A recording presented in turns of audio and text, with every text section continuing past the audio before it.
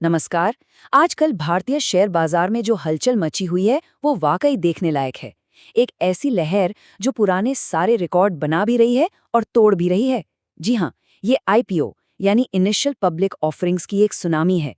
तो सवाल ये है कि ये एक सुनहरा मौका है या फिर एक चेतावनी। चलिए इस वित्तीय बवंडर की तह तक जाते हैं और पता लगाते हैं। 2.55 लाख करोड़ रुपए। देखिए, ये सिर्फ एक नंबर नहीं है, ये एक बहुत बड़े बदलाव का संकेत है।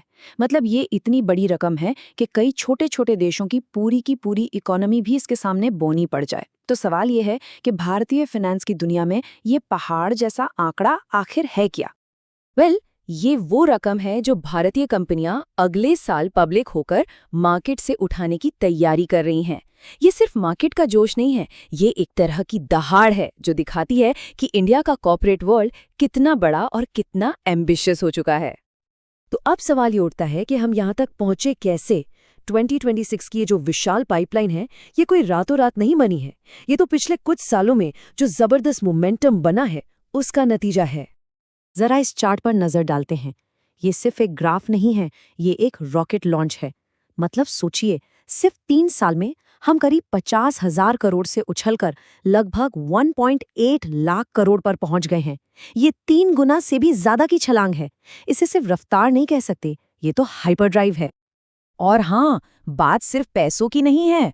2025 में करीब 100 कंपनियां अपना आईपीओ लेकर आईं। ये 2007 के बाद से अब तक का सबसे बड़ा नंबर है। इससे पता चलता है कि मार्केट में आने की होड़ कितनी तेज है। तो आखिर इस तेजी के पीछे है क्या? क्या ये सिर्फ मार्केट का लॉजिक है या इसके पीछे कुछ और भी चल रहा है? ऐसी कौन सी वजह हैं जो कंपनियों को पब्लिक जाने के लिए इतना खींच रही हैं? असल में कह सकते हैं कि ये एक परफेक्ट स्टॉर्म जैसा है। एक तो बाजार में ओवरऑल तेजी का माहौल है। दूसरा, जो प्राइवेट इक्विटी और वेंचर कैपिटल फंड्स हैं, वो अपना प्रॉफिट निकालने के लिए सही मौका ढूंढ रहे हैं। फिर हमारे घरेलू बाजार में लिक्विडिटी, मतलब पैसे की कोई कमी ही नहीं है। और ऊपर से सरकार ने भी कंपनियों के लिए लिस्टिंग प्रोसेस को काफी आसान कर दिया है। और ये जो डिमांड आ रही है वो आ कहाँ से रही है? हर जगह से। फॉरेन इन्वेस्टर्स हों, हम जैसे रिटेल इन्वेस्टर्स हों, बड़े बड़े अमीर लोग हों या फिर म्यूचुअल फंड्स, सब के सब इन आईपीओज में जमकर पैसा लगा रहे हैं। इसीलिए ये डिमांड लगातार बनी हुई है। लेकिन कहते हैं ना, हर चमकती चीज सोना नहीं होती। तो चलिए जरा इस चमक दमक के पीछे झांक कर देखते हैं कि क्या कहानी में कोई ट्विस्ट भी है। और ये सवाल बहुत जरूरी है। इतनी रिकॉर्ड तोड़ फंडरेजिंग हो रही है, तो क्या इसका मतलब ये है कि आईपीओ में पैसा लगाने वाला हर इन्वेस्टर पैसा बना रहा है? और यहीं पर एक चौंकाने वाली सच्चाई सामने आती है। इस साल जो 300 से ज्यादा कंपनियां लिस्ट हुई हैं, उनमें से लगभग आधी, जी हाँ, लगभग आधी अपनी ऑफर प्राइस से भी नीचे ट्रेड कर रही हैं। ये इन्वेस्टर्स के लिए एक बहुत बड़ा रेड फ्लैग है। मार्केट एनालिस्ट की एक बात इस पूरी पहेली को और भी दिलचस्प बना देती है। उनका कहना है कि फंड्स तो रिकॉर्ड तोड़ उठाए जा रहे हैं, लेकिन लिस्टिंग पर गेन्स कुछ खास नहीं मिल रहे। मतलब कंपनियां तो पैसा बना रही हैं, पर जरूरी नहीं कि इन्वेस्टर्स भी बना रहे हों। तो आखिर हो क्या रहा है यहाँ? तो अब आगे बढ़ते हैं और देखते हैं कि इस सिचुएशन को ठीक करने के लिए क्या हो रहा है।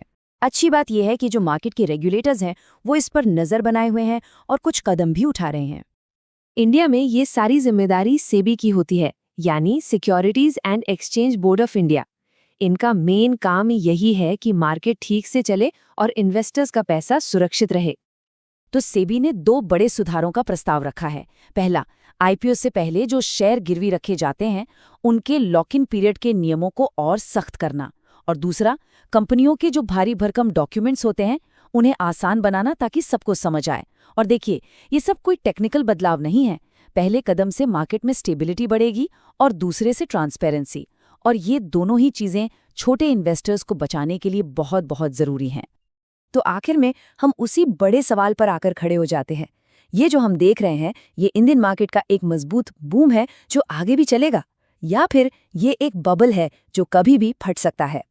इसका असली जवाब वो तो शायद आने वाला साल 2026 ही हमें बताएगा।